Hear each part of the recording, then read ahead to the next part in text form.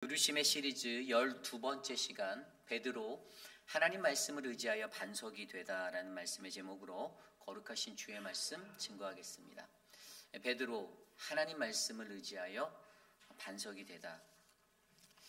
저는 부르심을 입은 사람들에게는요, 부르심을 입은 그 순간부터 우리가 부르심을 마치는 그 이후에 그 끝날의 순간까지 그 모든 과정이 훈련이다라고 믿습니다.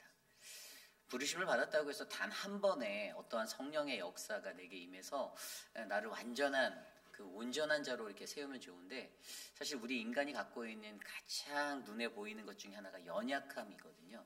이 연약함 때문에 사실 쉽게 그 부르심 앞에서 굳건하게 세워져 가는 것 하다가도 한순간에 와르르르 무너지고요. 또 우리가 또 좌절도 하기도 하고, 또 우리의 마음 가운데 어떤 상심이 들기도 하고, 여러 가지 그런 산전수전, 모든 고진감래들을 겪게 되는 그러한 인생이 저는 믿는 이들의 부르심에 입은 사람들의 모습이다라고 생각합니다. 그래서 사실 오늘 우리가 베드로를 통해서 들여다보는 그 말씀은요, 베드로라는 이 존재가 하나님의 말씀을 의지하여 부르심으로 나아가고, 또 그 말씀을 의지하여 믿음의 고백을 드리고 그렇게 살았지만, 그럼에도 그는 또 예수님을 배반하게 되는, 새벽닭이 울기 전에 부인하게 되는 그러한 배반자로서 또 그런 인생도 살게 되고, 하지만 그 이후에 그가 내가 십자가에, 예수님이 달리신 십자가에 그가 거꾸로 매달려서 달려 죽기까지, 그 순교의 자리까지 하나님이 그를 이 교회라는 곳에 반석이 되게 하시겠다라는 그 믿음의 약속을 주셨고, 그것들을 이뤄내시는 과정들을 우리가 함께 살펴봄으로써 이 베드로를 통해서 베드로의 부르심 안에 담겨있는 하나님의 말씀을 의지하여 반석이 되는 그 믿음의 길을 우리가 함께 점검해 보려 합니다. 오늘 이 시간 저와 여러분 우리에게 주시는 귀한 말씀 안에서 하나님의 말씀을 의지하여 이 땅에 부르심을 입은 자들 가운데, 이 땅에 세워진 모든 믿음의 가정과 교회들 가운데 하나님의 반석이 되는 우리 모두가 되기를 기도드립니다. 오늘 이 시간 첫 번째로 베드로 하나님 말씀을 의지하여 반석이 되다. 첫 번째로요, 하나님의 부르심을 입은 자들은요, 우리는 하나님의 말씀을 통한 변화를 훈련해야 한다라는 것입니다. 우리는 하나님의 말씀을 통한 변화를 훈련해야 합니다. 오늘 말씀 4절 말씀에 보면요, 말씀을 마치시고 시몬에게 이르시되 깊은 데로 가서 그물을 내려 고기를 잡으라 라는 말씀이 나옵니다. 우리가 너무나도 잘 아는 이야기예요. 무리들이 몰려와서 하나님의 말씀을 듣고 있을 때에 게네사렛 호숫가 한편에서는요, 호숫가의 배 두 척을 정박하고 그물을 손질하는 그러한 자들의 무리가 예수님의 눈에 들어왔습니다. 예수님이 무리에게 말씀을 전하다가 갑자기 그의 발걸음을 바로 그 어부들이 있는 곳에 나아가 그 배에 올라타시면서 뜬금없이 배를 조금 육지에서 띄워라고 말씀하셨죠. 여러분, 그 어부들이 그물을 정리한다는 것은요, 이미 바다에서 해야 할 어부로서의 일들을 하고 돌아왔다는 것을 의미하는 거예요. 밤새도록 일을 하고 왔는데 얼마나 피곤했겠어요. 그 당시 어부들에게 가장 잘 알려졌던 지식은 밤에 나가서 고기를 잡아야 많이 잡을 수 있다는 생각들이 있어서 밤 낚시를 즐겼던 것 같습니다. 어쨌든 그들이 그렇게 돌아와 있을 때 예수님이 그 배에 오르시고 그들에게 배를 조금 띄워달라고, 육지에서 띄워달라고 하시며 그 무리들에게 다시 말씀을 전하시는 장면이 오늘 앞선 1, 2, 3절의 이야기예요. 그러면서 4절, 좀 전에 읽어드린 4절 말씀에 말씀을 마치셨을 때 뜬금없이 시몬 베드로에게 말씀하시기를 깊은 데로 가서 그물을 내려 고기를 잡으라는 거예요. 여러분, 오늘 이 말씀, 우리가 너무나도 많이 들었던 이 말씀에서 시몬 베드로는요, 이 말씀을 의지하여 그물을 내렸다라고 그가 이후에 고백합니다. 여기서 우리가 가장 중요하게 바라볼 수 있는 한 가지, 말씀이 도대체 무엇인가 생각해 보아야 하는 거죠. 예수님이 하신 말씀, 성경은 그것을 무엇이라고 합니까? 우리가 알고 있는 성경, 헬라어 성경에서는요, 말씀을 표현하는 두 가지 단어가 있어요. 첫 번째는 로고스라는 단어입니다. 그리고 또 다른 단어는 오늘 말씀의 4절에 쓰여진 말씀이라는 레마라는 단어예요. 레마. 많은 어떤 목회자들이 하나님의 말씀을 전할 때 이 로고스는 그냥 우리에게 하나님이 하신 말씀이 육신이 되어 예수님을 통해 전하신 그냥 그런 성경에 기록된 말씀으로 이해를 하고 있죠.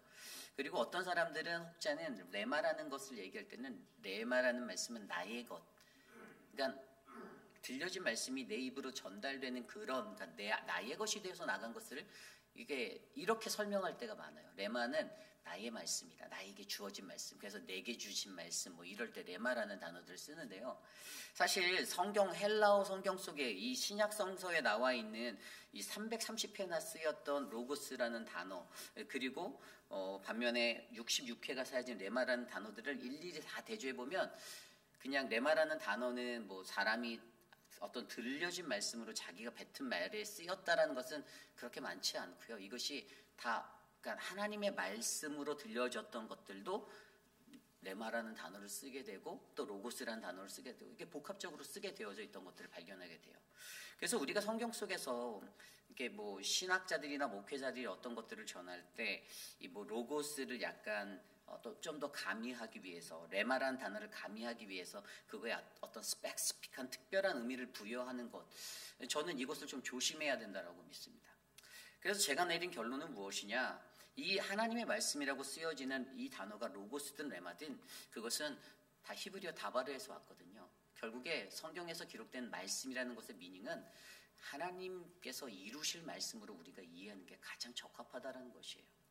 그래서 오늘 예수님께서 그에게 전하였던 그 무리에게 배에 오르셔서 전했던 그 말씀이 어떠한 이야기였든 그 말씀은 바로 하나님이 이루실 말씀을 그들에게 강론하였다라는 것입니다. 그런데 그 말씀을 들었던 그가 깊은 데로 가서 그 그물을 내리고 고기를 잡았더니 그때 어떻게 해요? 내가 말씀을 의지하여 그물을 내렸더니 6절 말씀에 그렇게 하니 고기를 잡은 것이 심이 많아 그물이 찢어졌다라고 기록하고 있습니다. 그래서 여러분 오늘 우리는요 하나님의 말씀에 대한 반드시 이루실 그 말씀을 내가 듣고 내가 그것을 믿을 수 있는가에 대한 이 부르심의 자리를 점검해 보셔야 돼요. 여러분들은 하나님의 말씀을 들을 때 그 말씀을 여러분들은 믿으십니까? 안 믿으십니까? 새벽이라 안 믿으시나요? 믿으셔야 돼요.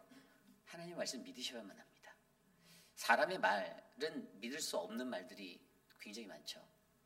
물론 사람의 말들을 믿지 말아라는 아닙니다. 그러나 하나님의 말씀의 그 신실함을 우리가 놓치면 안 됩니다. 하나님의 말씀으로 들려진 성경에 한자 한자 기록된 그 말씀은요 반드시 이루어질 말씀이에요. 그래서 그 말씀이 두려운 거예요. 그 말씀이 내 심령에 다가올 때 이 말씀은 언젠가 이루어질 말씀이기 때문에 무서운 거예요. 주가 심판하시겠다라고 내가 너희를 내 앞에서 그 말씀의 그것으로 너희의 인생을 나중에 그분이 우리를 심판하시겠다라고 경고하시는 그 말씀은 반드시 우리에게 이루어질 말씀이기 때문에 더욱더 두렵고 경외해야 할 말씀이 되는 것입니다. 그래서요 여러분 오늘 이 베드로에게 하나님의 말씀이 전달되었을 때 베드로의 마음속에서도 그가 이 말씀은 반드시 이루어질 말씀이라는 믿음이 생겼던 것이에요. 그런데 우리가 여기서 좀 더 정확히 한 가지 좀 살펴보고자 하는 것은요 하나님의 말씀을 의지하려면 어떻게 해야 할까라는 것들이 오늘 말씀에 그 말씀의 움직임에 관한 프로세스로 몇 가지로 이렇게 설명되어 있어요. 첫 번째 단계는요 4절에 나온 대로 말씀을 들었던 거예요. 말씀을 마치셨다 했더니 이것은 말씀을 들었다라는 거잖아요. 회중의 입장에서는. 첫 번째로 말씀을 듣는 거예요. 가장 먼저는 하나님의 말씀을 듣는 것이 중요하다라는 것을 이야기합니다. 그리고 5절 말씀에 순종하는 게 중요한 거예요. 시몬이 대답하여 이르신 대로 바로 내가 밤미새도록 수고하여 잡은 것이 없었지만 나의 삶과 환경과 나의 처지를 말하는 거예요. 내가 그렇게 해봤는데 내 경험도 들어가 있습니다. 그런데 말씀을 의지하여 내가 그물을 내리겠다. 여러분 베드로는 전문가였어요. 그죠? 어부예요 어부. 근데 예수님을 보고 속으로 이런 마음이 들었을 수도 있죠. 아니 아무것도 모르면서 왜 아는 척하지? 왜 거들먹거리지라고 생각할 수 있었어요. 딱 보아하니 어부 같아 보이진 않은데 목수 같아 보이는데 도대체 이 분야에선 내가 베테랑이고 내가 이 마을에서 몇십 년 동안 이걸 했던 이 동네 사람들도 나를 따르는 그러한 어부들이 많은데 도대체 당신이 무엇이건데 당신이 아는 척해 라고 생각할 수 있었어요. 그러나 말씀에 순종하였다라는 이 자리가 굉장히 중요한 포인트예요. 말씀을 듣고 그 말씀을 순종할 수 있었던 믿음의 프로세스가 그에게 일어나니 어떠한 기적이 그 앞에 펼쳐졌습니까? 놀람이 펼쳐졌다라고 오늘 성경은 기록하고 있죠.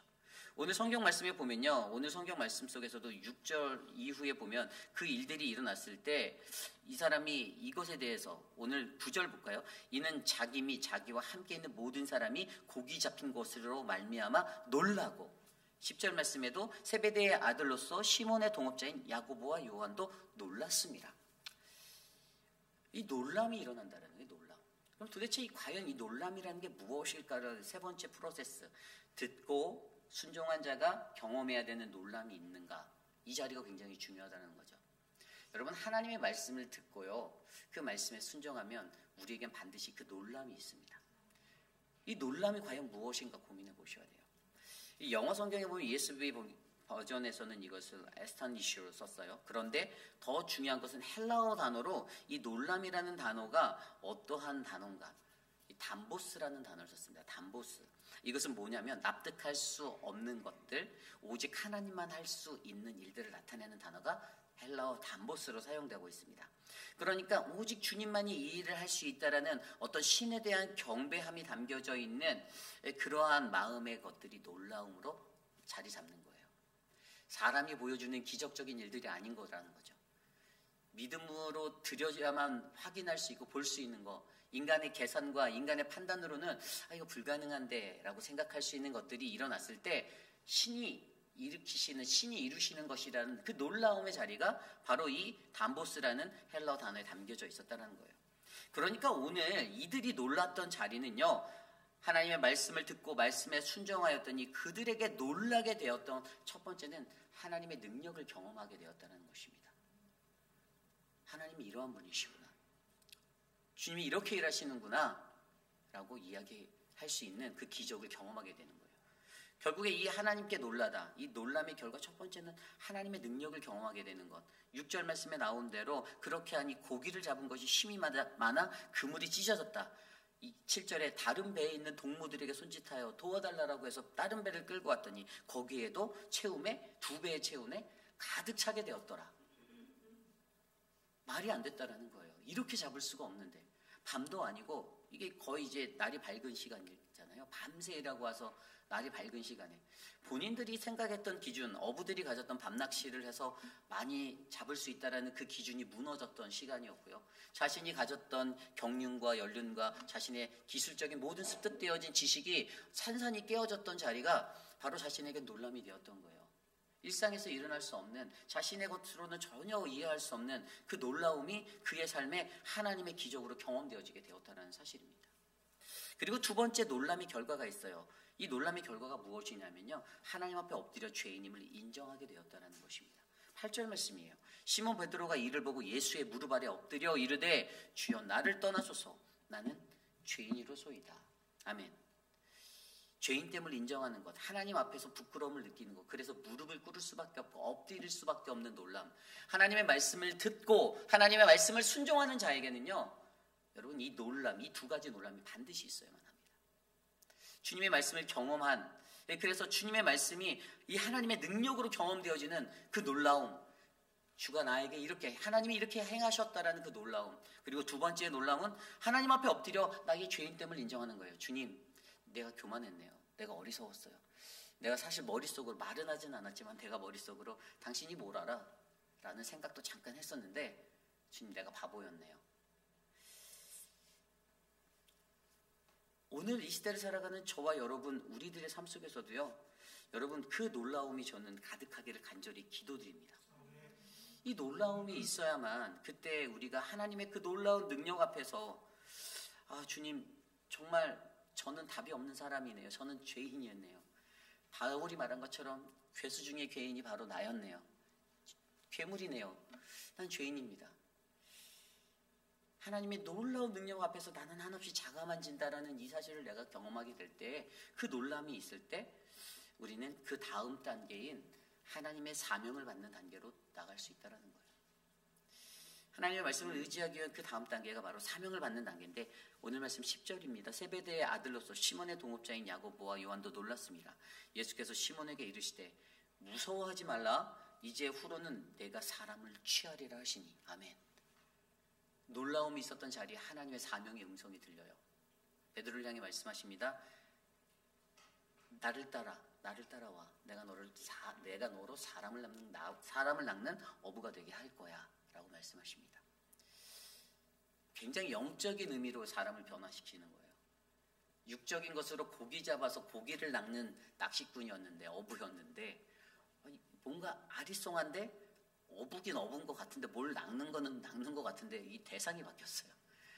물고기 잡는 사람에서 이제 영혼을 낚는, 사람을 낚는 어부, 영혼을 살리는 자로 바꾸겠다라는 거예요. 뭔가 이렇게 감이 오다가도 베드로에게 감이 안 왔을 수도 있어요. 그런데 이 놀라움을 기적한 베드로가 어떻게 됩니까? 결단하게 되죠. 그래서 그 마지막 단계가 결단하는 거예요. 그 결단하는 게 뭡니까? 11절에 그들이 베드로를 육지에 대고 모든 것을 버려두고 예수를 따르니라. 아멘. 하나님 앞에 결단하게 되었습니다. 내가 주님 따르겠습니다. 잘 모르겠는데 저 솔직히 베드로가 100% 다 언더스탠드 했다고 생각 안 하거든요. 왠지 아세요? 아까 말씀드렸듯이 베드로 후에 실수하거든요. 베드로가 또 넘어졌거든요. 예수님한테 배반을 제대로 한번 때리거든요. 그래서 어찌되었든 그 상황 속에서 하나님의 말씀을 듣고 그 말씀에 순종하여서 놀라움이 있었던, 놀라움을 경험한 자가 하나님의 사명을 받고 그 사명에 순종하기로 결단하는 이 믿음이 바로 하나님의 말씀을 의지하려면 어떻게 해야 하나라는 질문을 던지는 부르심의 사람들이 겪어야 하는 프로세스 과정이라는 것이죠. 여러분, 저는요 2025년 한 해 여러분들에게, 저에게 하나님의 말씀이 선포되어질 때 우리는 그 말씀 안에서 이러한 말씀의 과정들을 경험하시기를 부탁드립니다. 하나님 말씀을 들으실 때 그 말씀에 순종함으로 의지하시고 나아가시고, 그때 그 놀라움, 어떤 놀라움이었습니까? 하나님의 능력을 경험하는 놀라움. 하나님 앞에 엎드려 자복하여서 주님, 네가 죄인이네요, 나를 떠나세요 라고 말할 수 있는 그 놀라움. 그리고 그 자리에서 들려지는 그 사명을 받게 되고 그 사명 앞에 주님, 내가 주를 따르겠습니다 라고 결단하는 이 믿음의 프로세스가 잘 일어나는 부르심의 사람이 되기를 간절히 소망합니다. 이것이 바로 오늘 말씀의 첫 번째, 우리는 하나님의 말씀을 통한 변화를 훈련해야만 한다입니다. 저는 여러분에게 이러한 변화가 훈련되어지기를 원합니다. 저도 알아요. 하루아침에 되지 않습니다. 저도 마찬가지예요. 너무 힘든 거예요. 그러나 하나님이 말씀을 듣는 자들에게, 진정으로 말씀을 사모하는 자들에게, 오늘 이 추운 한파를 뚫고선 여러분들이 이 자리에 나오신 것도 그 하나님의 말씀을 사모하여 나오신 거잖아요. 아마 제가 봤을 때 여기에 제 얼굴을 보기 위해서 나오신 분 한 분도 없다라고 믿습니다. 제가 여러분들이 저의 잘생긴 외모를 보기 위해 오셨다고 생각하지 않고요, 정말 하나님의 말씀 듣기 위해서 그 갈급함에, 목마름에 이 자리에 나와 주께 나와 예배드리며 주의 말씀 듣고 하나님 앞에 엎드려 나가시는 분들이심을 제가 믿습니다. 그러기에 여러분들에게 올 한 해 이러한 말씀의 은혜의 프로세스가 우리 안에 훈련되어져서 여러분들이 더욱더 주님 앞에 귀하게 부르심 받는 한 영혼 한 영혼 되시기를 간절히 축원합니다. 오늘 마지막 두 번째로, 오늘 말씀 베드로 하나님의 말씀을 의지하여 반석이 되다. 두 번째 말씀은요, 하나님의 부르심 앞에 눈물의 양식이 담긴 충실한 믿음을 훈련해야 한다라는 것입니다. 하나님 부르심 앞에 눈물의 양식이 담긴 충실한 믿음을 훈련해야 한다. 오늘 말씀 11절이 굉장히 중요한데요, 그들이 배들을 육지에 대고 모든 것을 버려두고 예수를 따랐다라고 말합니다. 영어 성경에는 They left everything and follow him이라고 되어 있어요. 주님을 따라갔는데 모든 것을 버렸대요. 여러분, 모든 것을 버려두고 예수를 따르는 거 쉽습니까? 어렵습니까? 어려워요. 오늘 주님께서 여러분들 한 사람 한 사람에게 여러분들이 잘 다니고 있는 직장, 여러분들이 잘하고 운영하고 있는 비즈니스 다 그만두고 선교지로 가라라고 말씀하시면 과연 몇 명이나 그것을 그대로 이행하실 수 있겠어요? 아마 대부분의 많은 분들이 조금 변명하지 않을까요? 시간을 좀 더 주시면 안 될까요? 내 리타이어하냐 좀 더 생각해 보겠습니다. 제가 올해는 좀 힘들 것 같고 한 2, 3년만 좀 주시면 제가 어떻게, 여러분 2, 3년 되면 이제 잘 걷지 못하게 될 수도 있어요. 그 말이 오늘이라는 이 순간에 들리는 그 음성에 순종하는 게요, 굉장히 어려운 거예요. 근데 베드로는 어찌됐든 모든 것을 버려두고 예수를 따랐다고 합니다. 저는 낚시를 잘 몰라서 낚시 기구가 얼마나 비싼지는 모르겠지만 뭐 낚시를 좋아하시는 어떤 분들의 이렇게 보면 이렇게 주차장에 막 그 차고를 열면 막 낚싯대 막 걸려 있고 이게 한번 이렇게 훑어보면 저 장비들도 꽤 비싸겠다 이런 생각들도 들지만 그런 거를 잘 즐기시는 분들은 그런 장비 하나 다 굉장히 퀄리티 있는 프리미엄으로 막 좋은 것들을 이렇게 소장하시고 갖고 계시고 그런데 그 좋은 거 다 버리고 예수님한테 따라갔다라는 거예요. 직업도 버리고 뭐도 버리고 다 나간 거예요. 그런데 여러분 이 정말 우리의 삶에 이것이 갖고 있는 첫 번째 의미가 뭐냐면 모든 것을 버려둔다라는 것은요 사실요 우리의 삶의 첫 자리에 하나님을 두는 거예요. 이게 목적이에요. 그냥 주님이 여러분들에게 다 버리고 너 나만 따라와 너 완전히 초야로 돌아가서 뭐 이렇게 이런 게 아니라 사실 정말로 영적인 의미는 우리들의 삶의 자리에서 그냥 단순하게 세상과 단절하고 모든 것 끊어내고 날 따라 이런 의미가 아니라 정말로 중요한 건 우리들의 삶의 첫 자리에 과연 우리는 하나님이 우선되어 있는가 이 믿음을 우리에게 원하신다는 거죠. 그래서 여러분들 스스로에게 물어보세요. 나는 하나님께 가장 그분을 나의 삶의 우선순위를 두고 내가 생각하고 행동하는가. 여러분 그게 우선순위가 되어 있으면요 주일 성수 절대 빠질 수 없죠. 절대 못 빠집니다. 하나님이 내게 우선순위인데 어떻게 주일 성수를 빠져요. 안 되죠. 빠질 수가 없어요. 그리고 여러분 어떠한 것이든지 하나님의 교회가 하나님의 성전이 주님의 사역이 먼저가 되는 거예요. 그렇지 않습니까? 세상에 행사가 있어요. 세상에서 막 어떤 큰 행사를 해요. 그런데 꼭 이 사람들이 교회에서 행사 있는 날 아니면 주일 성수 낀 날 막 도와달라고 해요. 근데 나는 늘 사람들 잘 섬기고 도와주는 좋은 인자한 마음을 가진 천사 같은 사람이라고 생각하니까 그런 데 가서 열심히 일해요. 교회 빠지고. 그럼 하나님이 그래 잘했다 수고했다 너 정말 훌륭하다 할까요? 아니요. 야 너가 직분자인데 너 그거밖에 안 되니라고 말씀하실 거예요. 하나님 그렇게 보실 거예요. 뭐가 우선순위인지를 정확히 구별도 못하는 그 혼미함 가운데 너의 혼미함을 좀 들어봐 줄래라고 주님이 속삭여 주실 거라고요. 하나님 앞에 무엇이 우선순위인지를 정확히 분별을 못하는 인생이 되면 안 된다라는 것이 베드로에게 하나님이 베드로가 보여줬던 이 믿음의 삶을 통해서 모든 것을 버려두고 예수를 따른다라는 이 자리에서 있었다라는 거예요. 여러분 근데요 이렇게 살아도 인간은 실수해요. 그렇지 않나요? 베드로가 얼마나 믿음에 충성된 사람이었는지 아십니까? 우리가 성경 속에서 들여본 베드로의 삶의 모습은요 마태복음 16장에서 예수 그리스도가 빌립보 가이사랴의 지방에 이를 때에 예수님이 제자들에게 이렇게 질문하셨잖아요. 이 마태복음 16장에 보면요 예수님께서 야 도대체 사람들이 인자를 누구라고 말하니? 그랬더니 더러는 세례 요한이요, 엘리야요, 또 어떤 사람들은 선지자 중에 한 명? 이렇게 얘기하더라고요. 이렇게 얘기했어요. 그랬더니 그때 베드로가 얼마나 멋진 신앙 고백합니까? 베드로가 그때 말한 게 마태복음 16장 16절에 보면 주는 그리스도시요 살아계신 하나님의 아들이심을 내가 믿나이다. 아멘. 이 결과가 어떻게 됐죠? 그 말씀 딱 듣고 예수님께서 무릎을 탁 치시면서 그래 됐다 훌륭하다. 아이고 예 제가 여길 쳤더니 꽃이 떨어지네. 네. 제가 영역이 있는 초능력 있나? 네. 놀랐네요. 네. 어쨌든 괜찮습니다. 아무도 안 다쳤어요.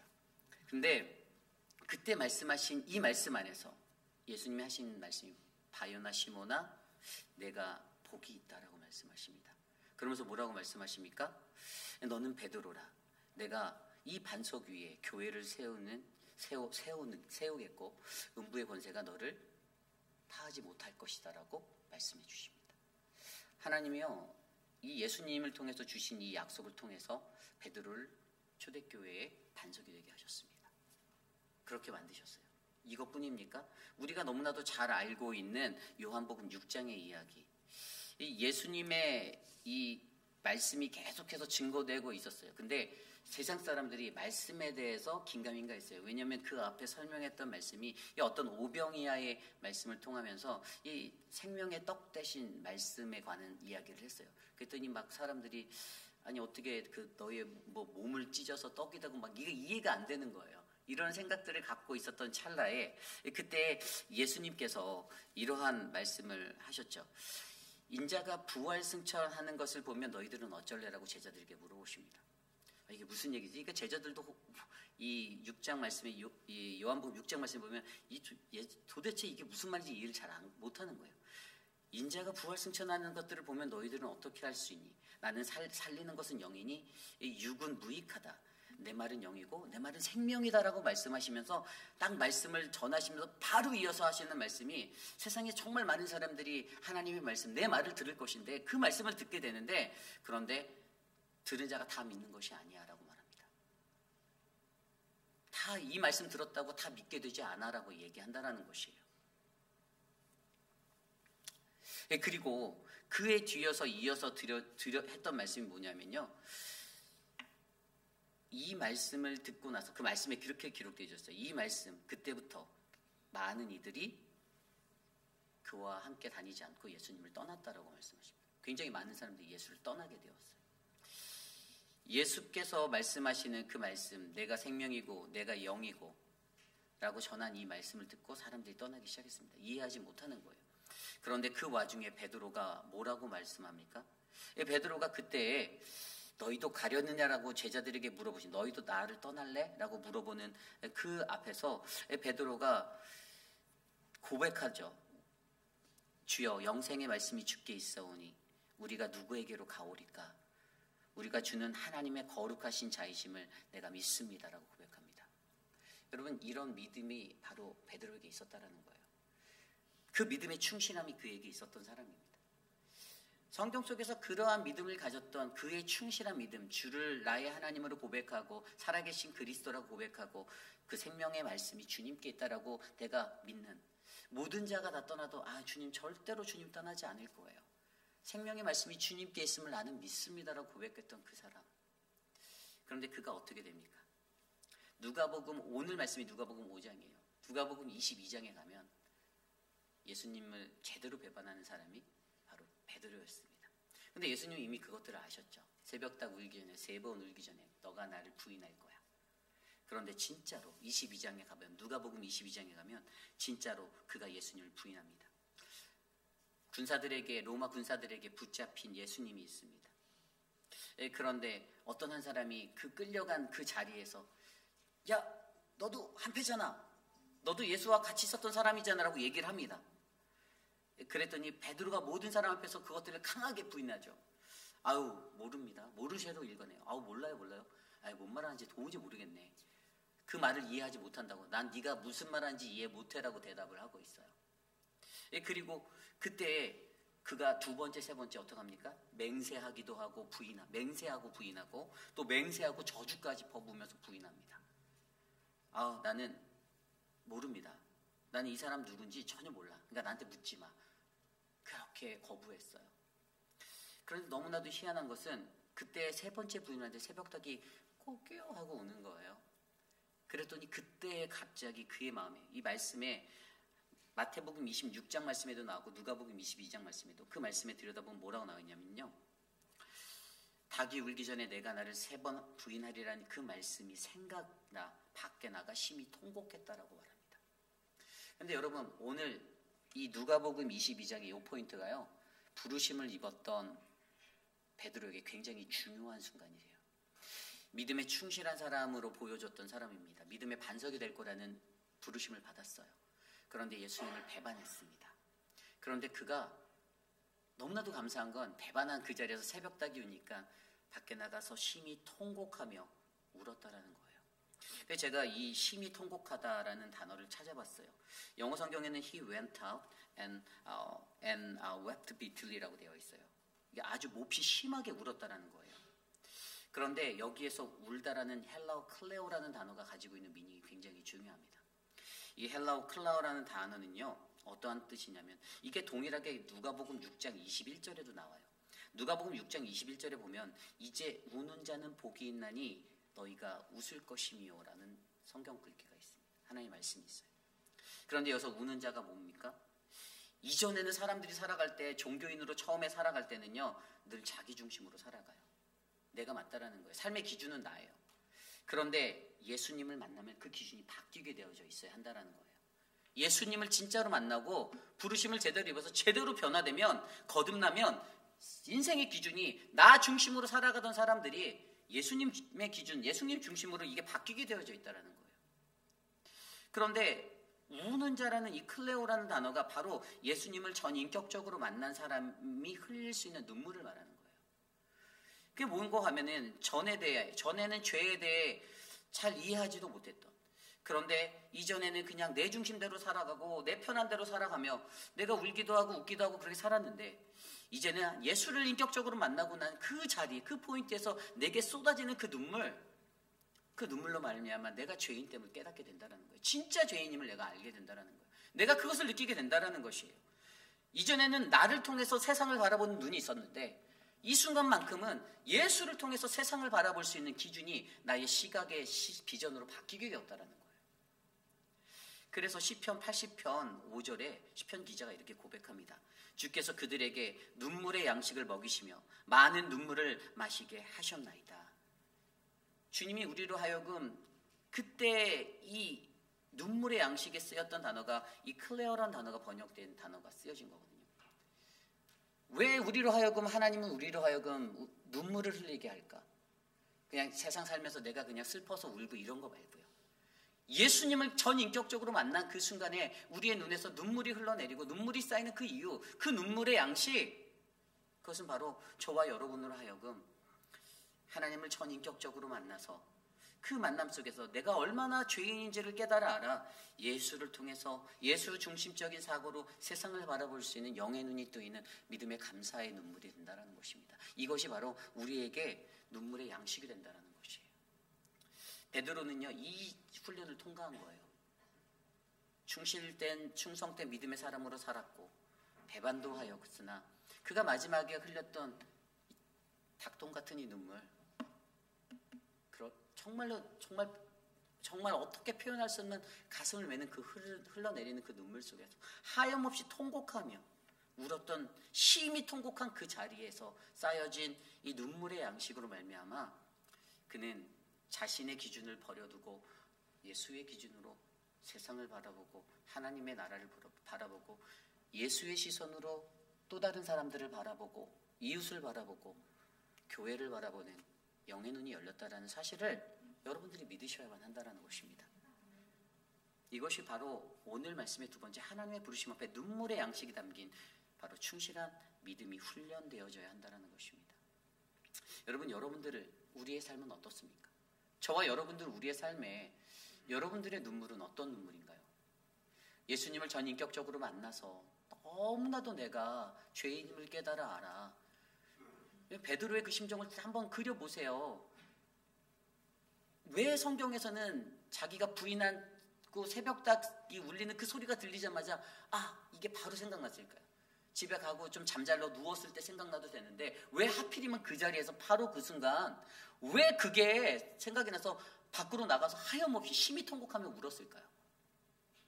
내가 진짜 죄인이라는 거예요. 내가 정말 죽을 죄를, 근데 이미 늦었다라고 그가 판단된 거예요. 이제 늦었네. 예수님이 이미 잡혀갔네. 내가 그를 부인했네. 나는 그러한 존재였네. 거기에 한 번 더 무너진 거예요. 그런데 우리가 알고 있는 베드로의 인생은 거기서 끝이 아니었잖아요. 그 아픔을 통해서 더 견고한 초대교회의 초석으로 성 베드로 성당의 그러한 믿음의 산실로 그가 우리에게 기억되어져 있잖아요. 오늘 이 시대를 살아가는 저와 여러분들이 이 믿음의 훈련을 통과하셔야만 합니다.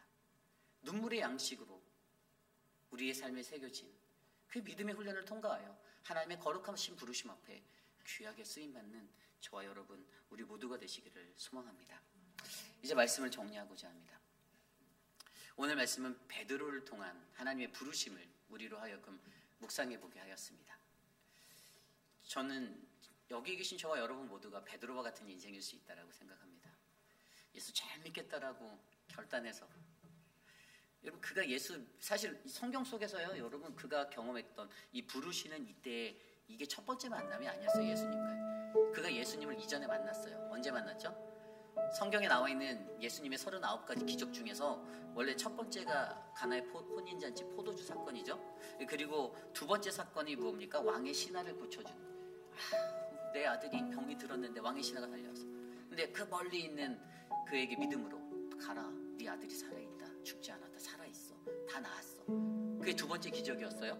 그리고 세 번째 기적이 무엇입니까? 귀신 들린 자들이, 누가복음 4장에 나오죠. 귀신 들린 자들이 회당에서 그들을 고쳐주는 거. 그리고 네 번째가 그 회당에서 나오자마자 바로 시몬 베드로 어머니 장모가 열병을 앓고 있는, 그때 이미 만났었던 사람이었어요. 예수를 이미 그때 봤어요. 그리고 나서 부르심, 오늘 말씀의 5장이 그 다음 사건에 이어서 여섯 번째 기적으로 고기를 많이 잡는 기적이 바로 오늘 이거예요.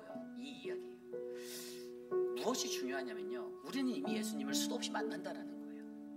우리의 삶 속에서 우리는 예수를 만났는데 예수님의 부르심이 처음부터 있는 것도 아니고 언젠가 어느 순간에 하나님이 그에게 우리를 부르시는 그 자리로 인도하시는데, 그런데 우리는 좋은 믿음을 갖겠다라고 노력하며 열심히 살다가도 세상에 한눈 팔아서 세상 속에서 넘어지고 또 실수하고 범죄하고 우리는 그렇게 살아갈 때가 너무 많다라는 거예요. 그리고 그러다 보면 이제 너무 초라해서 주님께 돌아오지도 못해요. 그런데 분명 그렇게 범죄한 자도, 죄 지었던 자도, 베드로도, 예수를 배반했던 그러한 자도 결국에는 다시 한번 눈물의 통곡을 쏟아 부으며 그 눈물의 양식으로 하나님 앞에 사명을 다하겠다라고 십자가에 거꾸로 매달려 죽는 그 순교의 자리까지도 주의 사명자로 끝까지 살아갔다라는 거예요.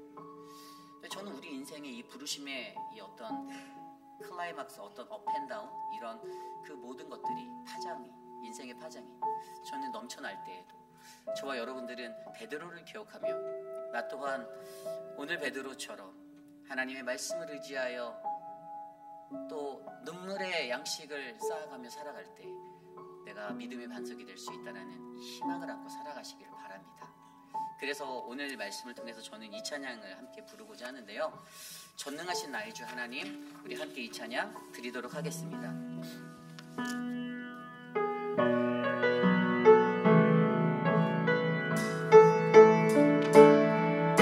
전능하신 나의 주 하나님을 잊지 못하실 일 전혀 없네. 우리의 모든 간구도, 우리의 모든 생각도, 우리의 모든 꿈과 모든 소망도 신실하신 나의 주 하나님은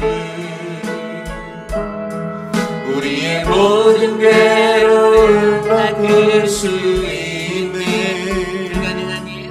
불가능한 일 행하시고 죽은 자를 일으키시니 그를 이길 자 아무도 없네. 주의 말씀 의지하여 깊은 곳에 눈을 던져 오늘 그가 놀라운 일을 이루시는 것 보라. 주의 말씀 의지하여 믿음으로 눈을 던져 믿는 자에게 능치 못함 없네. 전능하신 나의 주 하나님은 능치 못하실 일 전혀 없네. 우리의 모든 간구도, 우리의 모든 간구도, 우리의 모든 생각도, 우리의 모든 꿈과 모든 소망도 신실하신 나의 주 하나님은 우리의 모든 괴로움을 바꿀 수 있네. 불가능한 일 행하시고 죽은 자를 일으키시니 우리를 잡으도 없네. 주님의 말씀을 의지하여 나갑니다. 주의 말씀을 의지하여 깊은 곳에 눈을 던져 오늘 그가 놀라운 일을 이루시는 것 보라. 주의 말씀을 의지하여 믿음으로 눈을 던져 믿는 자에게 능치 못함 주의 없네. 말씀 의지하여 주의 말씀 의지하여 깊은 곳에 기를 던져 오늘 그가 놀라운 일을 이루시는 것 보라. 주의 말씀 의지하여 믿음으로 기를 던져 믿는 자에게 능치 못함 없네. 믿는 자에게 능치 못함 없네. 믿는 자에게 능치 못함 없네. 믿는 자에게 능치 못함 없네. 오늘 주신 말씀을 놓고 함께 기도하기 원합니다. 하나님, 주님의 말씀을 의지하며 나아가는 우리들이 되길 원합니다.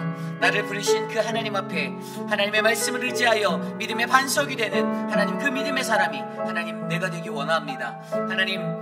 하나님의 말씀을 의지하여 그 말씀을 통한 변화를 내가 훈련받기 원합니다. 하나님의 말씀을 듣고 주의 말씀을 순종하며 내 삶에 놀람이 있는가, 내가 사명을 받았는가, 내가 결단할 수 있는가의 믿음을 점검하게 하여 주시고, 하나님의 부르심 앞에서 눈물의 양식이 담긴 충실한 믿음이 훈련되어질 수 있도록 하나님 나를 도와주시옵소서. 이 시간 함께 합심하여 오늘 주신 말씀을 놓고 함께 기도하기 원합니다.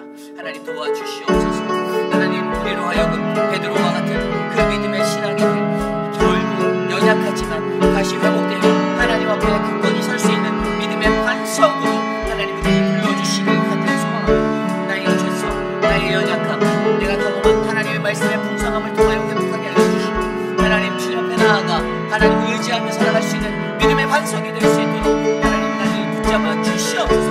사랑하는 회복되는 장로교회 모든 성도들이 하나님 세상에서, 가정에서, 하나님 교회라는 공동체에서 그 믿음의 반석이 되기를 간절히 축복합니다. 하나님 도와주시고, 하나님 믿음의 반석 삼아주시고, 요동하지 않는 믿음, 흔들리지 아니하는 믿음, 견고한 반석으로 하나님 복음의 의의 그 복음의 평화를 하나님 선포하게 주시옵소서. 인도하여 주시옵소서.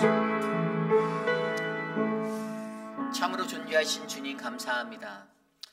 하나님, 베드로의 삶을 바라보며 하염없이 연약하고 부족한 죄성으로 가득한 나의 모습들을 바라보며 때로는 믿음 있는 것처럼 행동하였던, 믿음에 충실한 자였던 그러한 모습이었던 나의 모습을 하나님 앞에 자랑하진 않는지 살펴보고, 하나님 나의 연약한 믿음이 더욱더 견고해지도록 내 눈에 끊이지 아니하는 하나님 그 눈물의 양식을 쌓을 수 있도록 은혜를 베풀어 주시기를 간구합니다. 하나님, 회입비라는 장로교회가 2025년도에는 정말로 견고한 믿음의 반석 교회가 되기를 소망합니다. 하나님, 우리 교회 안에 그 눈물의 양식을 쌓아 모으시는 부르심의 사람들이 모이게 하여 주시고, 더욱더 견고해져서 하나님의 나라의 복음의 사역을 잘 감당할 수 있는 풍성한 은혜를 누릴 수 있도록 역사하여 주시옵소서. 지금은 우리 구주 예수 그리스도의 무한하신 은혜와 그 크신 하나님의 사랑하심과 성령 하나님의 감화 감동 교통하심의 역사가 하나님의 말씀을 의지하여 내 삶을 훈련하길 원합니다. 하나님의 부르심 앞에 눈물의 양식이 담긴 충실한 믿음이 훈련되어지길 원합니다라고 고백하며 하나님께 나아가는 사랑하는 회입이라는 장로교의 모든 성도들 머리머리 위에, 특별히 오늘 이 추운 날씨 속에서도 거룩한 주의 존전에 나와 부르짖으며 그 부르심을 확인하고자 하는 믿음의 백성들 머리머리 위에 지금으로부터 영원토록 함께 하시기를 간절히 축원하옵나이다. 아멘.